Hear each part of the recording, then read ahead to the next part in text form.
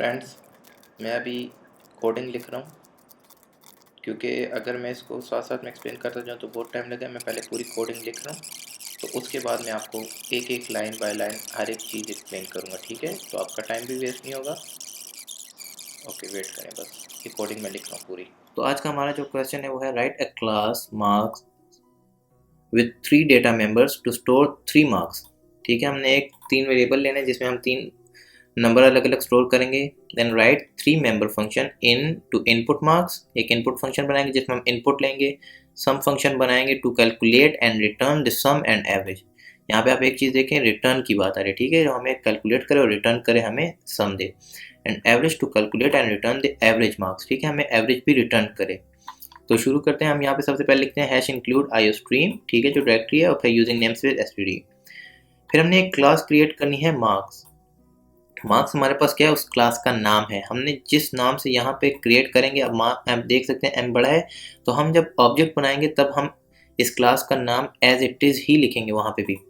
तो प्राइवेट मैंने आपसे जो कहा था, बताया पिछले लेक्चर में। ठीक है, कि प्राइवेट क्या होता है, पब्लिक क्या होता है। ठीक है, और क्यों यूज़ करते हैं। तो अब यहाँ पे हम क्या लिख रहे हैं, इंटीजर हम ले रहे हैं ए बी सी। जो वैल्यूज़ होंगी वो इंटीजर होंगी, क्योंकि हमारे पास मार्क्स होते हैं 5, 10, 15, 45, 55। ठीक है, कभी भी 55.5 नहीं होते, इस तरह करके मतलब नहीं होते, मोस्टली हमारे पास इंटीजर ही होते हैं।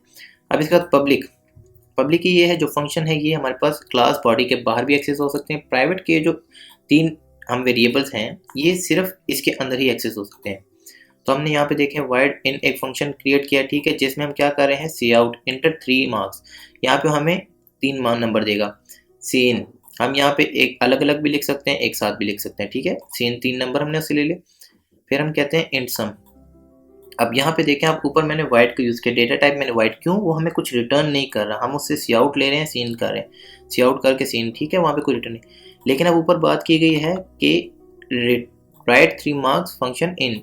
ठीक है, sum to calculate and return the sum. यहाँ पे रिटर्न की बात हो रही है, तो इसलिए अब हम यहाँ पे क्या करेंगे, हम इंटीजर जो लेंगे। ठीक है, हमारे पास इंट है इंटीजर, डेटा टाइप हम इंट ले रहे हैं, सम, क्यों, हम रिटर्न चाहते हैं।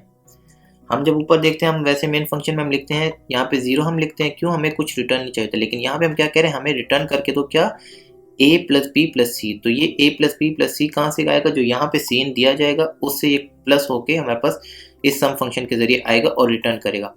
अब यहाँ पे हमने फ्लोट क्यों यूज़ किया, क्योंकि एवरेज जो होती है वो आपके पास पॉइंट्स में आती है। ठीक है, 39 पॉइंट दे, 69 पॉइंट दे, 77 पॉइंट दे। ठीक है, तो उसके लिए हम फ्लोट यूज़ करते हैं, क्योंकि फ्लोट हमें पॉइंट में वैल्यू देता है, जबकि इंटीजर हमें पॉइंट में वैल्यू नहीं देता। तो हमने फ्लोट एवरेज, तो यहाँ पे भी डेटा टाइप फ्लोट है, तो ये रिटर्न हमें क्या करेगा, फ्लोट वैल्यू देगा। तो ये देखें a प्लस बी। अब इसका जो तरीकाकार है क्या, पहले a प्लस बी प्लस सी इन तीनों को ऐड करो, उसके बाद इनको डिवाइड करो।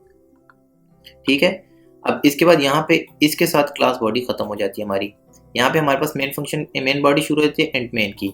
अब ये देखें मार्क्स, मैंने यहाँ पे m बड़ा लिखा है, ये एज इट इज हमने लिखा है जो हमने क्लास का नाम दिया था। ठीक है, और ऑब्जी, ये एक ऑब्जेक्ट मैंने क्रिएट किया, आप कुछ भी नाम दे सकते हैं, डजेंट मैटर। तो मार्क्स का एक मैंने ऑब्जेक्ट क्रिएट किया, और यहाँ पे हमने देखें, अब हमने मेन फंक्शन में हम एक इंटीजर ले रहे हैं s के नाम से और एक फ्लोट ले रहे हैं a के नाम से। तो ये भी आपको पता लगेगा आगे कि क्यों हमने एक वेरिएबल यहाँ पे s और a लिया है, जो जिसके डेटा टाइप अलग अलग है। तो यहाँ पे देखें आप, ऑब्जेक्ट डॉट इन फंक्शन, इसके जरिए मैंने क्या किया, फंक्शन को कॉल किया। कौन से फंक्शन को, इन फंक्शन को। ठीक है, जो हमसे इनपुट लेगा।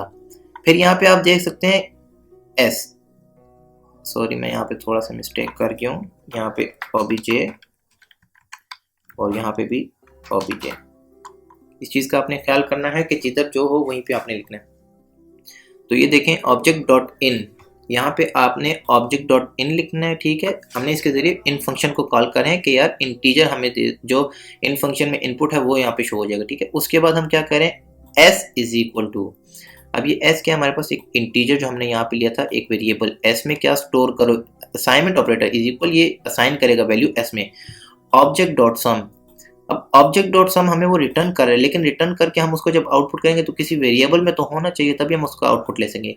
तो इसके लिए ऑब्जेक्ट डॉट सम ये फंक्शन कॉल होगा, इसका जो आउटपुट होगा, रिटर्न होगा, वो हमारे पास s में स्टोर हो जाएगा।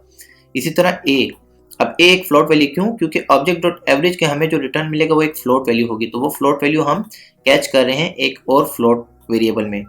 उसके बाद हम यहाँ पे सिंपल इसको क्या करेंगे, cout sum is equal to, string के अंदर हम कुछ भी लिख सकते हैं एस, तो ये एस अब हमें क्या करेगा, जो सम होगा उसका तीनों का वो हमें देगा। उसके बाद ये सी आउट एवरेज, ये एवरेज में हमें क्या करेगा, जो एवरेज होगी, जो अब देखें यहाँ पे हमने एस और ए लिखे, क्यों, यहाँ पे एस और ए में वो वैल्यू स्टोर कर रहा है, तो इसलिए हमने यहाँ पे ये लिखा है। तो फ्रेंड्स चलिए अब इसको रन करके देखते हैं कि इसका आउटपुट क्या आएगा। तो ये इंटर 3 मार्क्स, ये हमारा इसने इन फंक्शन को अब किया हुआ है, उसके मुताबिक हम 3 मार्क्स देंगे इसको। फॉर एग्जांपल मैं देता हूँ 98, 67, 87, ये 3 मार्क्स दिए। तो ये आप देख सकते हैं हमारे पास सम आ गया, इन तीनों का जो सम है वो 252 है और जो एवरेज है वो 84 है। तो फ्रेंड्स मैंने अपनी तरफ से पूरी कोशिश की आपको समझाने की, फिर भी अगर किसी चीज़ की आपको समझ नहीं लगी तो आप कमेंट में मुझसे पूछ सकते हैं। इंशाल्लाह मैं आपको फ़ौरन रिप्लाई करूँगा और आपका मसला हल करूँगा। ख्याल रखिएगा अपना। अल्लाह हाफ़िज़।